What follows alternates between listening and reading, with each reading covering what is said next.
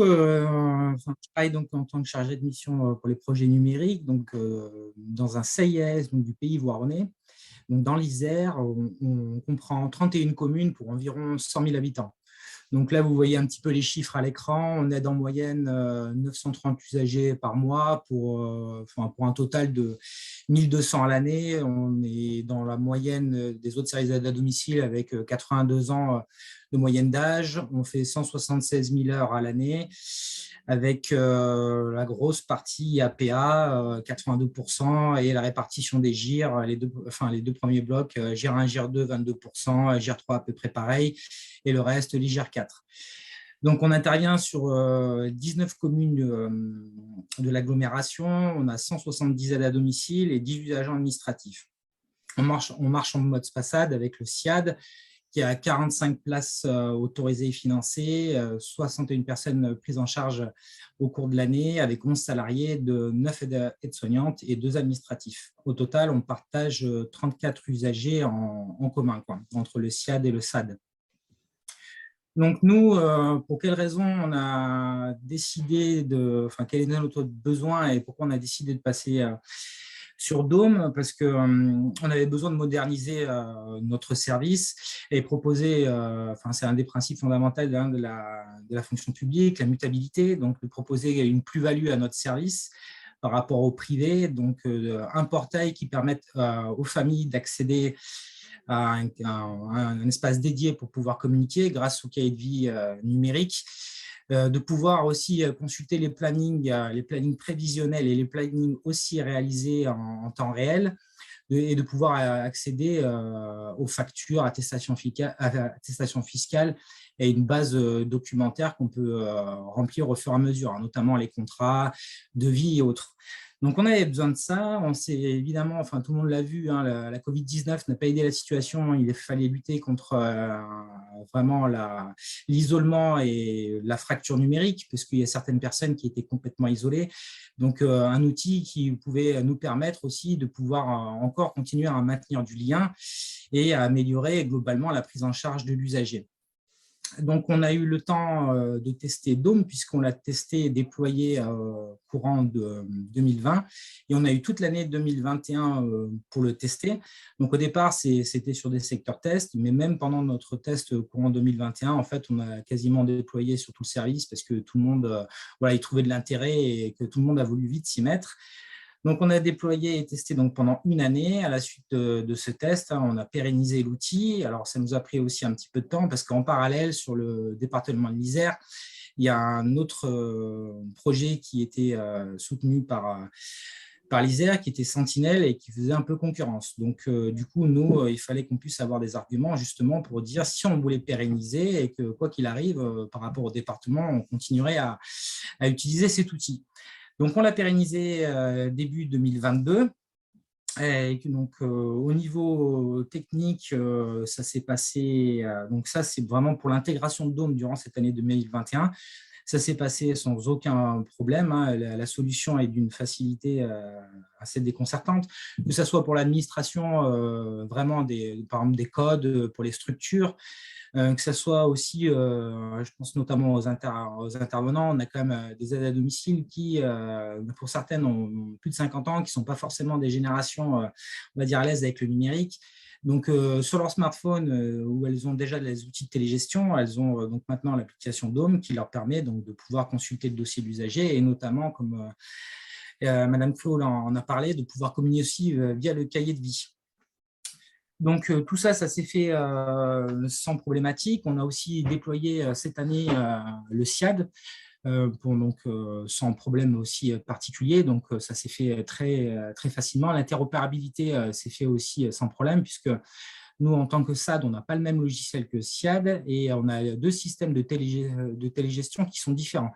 Donc, au final, tout communique parfaitement, l'information arrive à circuler à tous les niveaux. Donc, le déploiement, on ne peut pas dire que ça a été un gros problème. Donc, l'intégration de Dôme dans le service, ça s'est fait très facilement. Et au quotidien, par rapport à nos pratiques, on voit qu'on a gagné énormément de temps déjà dans la transmission des informations qu'on va dire essentielles, parce qu'on en a même changé nos pratiques. C'est-à-dire qu'avant, on avait un cahier un cahier de liaison, mais physique, donc qui était chez les domiciles des usagers.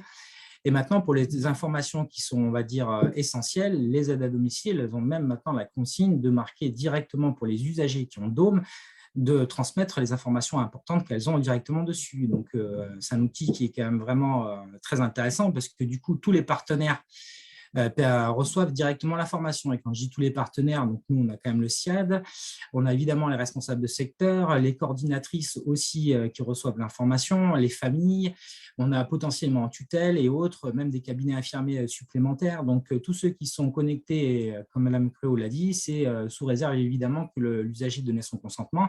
Enfin, tous ceux qui sont partie prenante de l'usager reçoivent l'information en temps réel.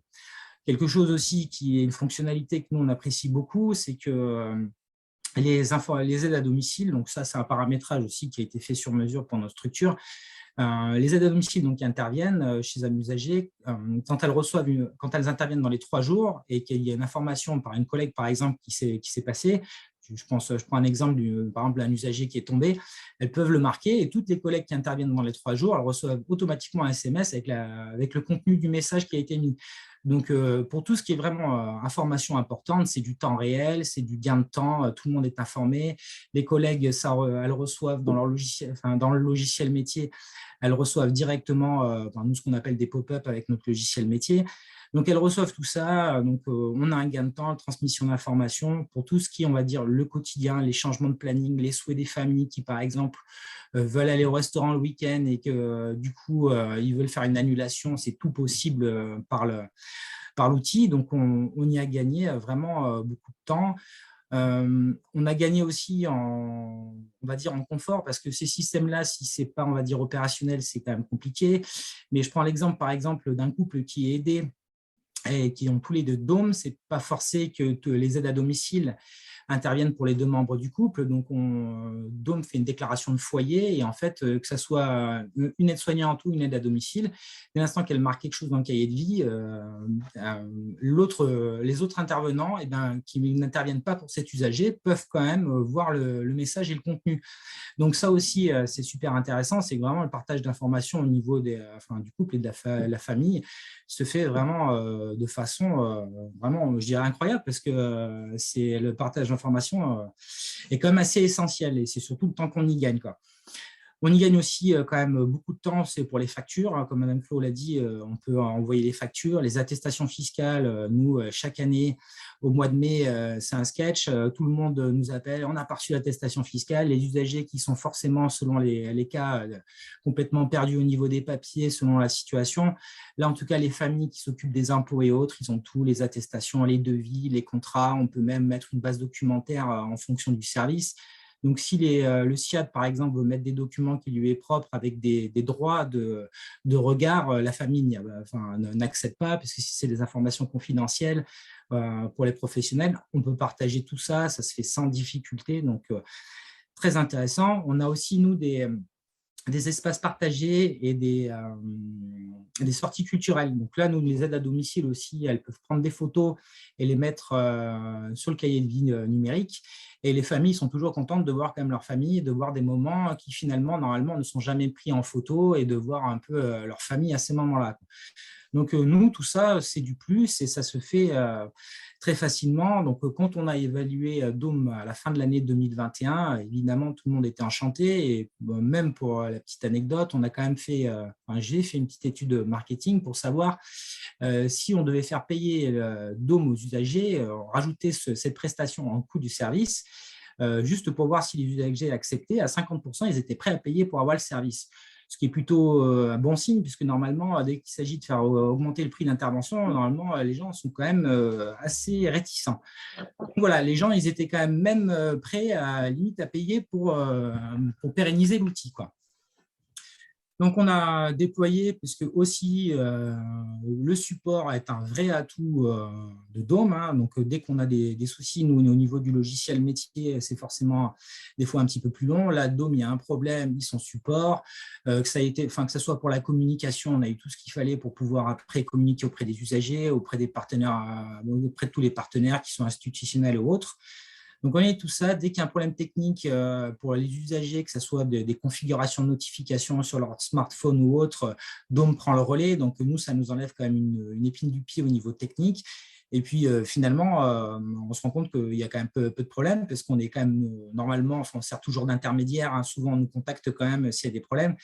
Je ne suis pas trop ennuyé avec toutes ces problématiques. Donc, c'est plutôt bon signe, quoi. Et du coup, nous, les projets, comme M. Dujardin l'a dit, ce serait de pouvoir encore renforcer le partenariat avec notre département et notamment Solis, puisque donc, nous, on l'utilise déjà aussi pour tout ce qui est partie facturation. Et maintenant, on souhaiterait, c'est pouvoir en fait récupérer directement les plans d'aide pour que ça puisse voilà, s'implanter directement dans Dome. Donc ça serait quand même aussi très intéressant. Et puis aussi les fiches de mission des usagers. Alors évidemment, sous réserve on va dire de confidentialité, parce qu'il y a des informations qui ne sont pas à destination des familles, mais ça, on sait qu'on peut le faire avec Dome.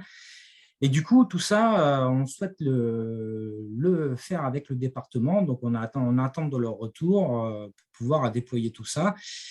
Et nous, au niveau du service, donc on vient de déployer le SIAD, donc ça fonctionne parfaitement. Et maintenant, on va finir de former toutes les aides à domicile du secteur, puisqu'on en a quand même 170. Donc, on a pu le faire qu'au fil de l'eau, parce qu'en plus, avec les problèmes de recrutement donc, qui ont été évoqués, c'est très difficile de pouvoir former tous les gens en parallèle.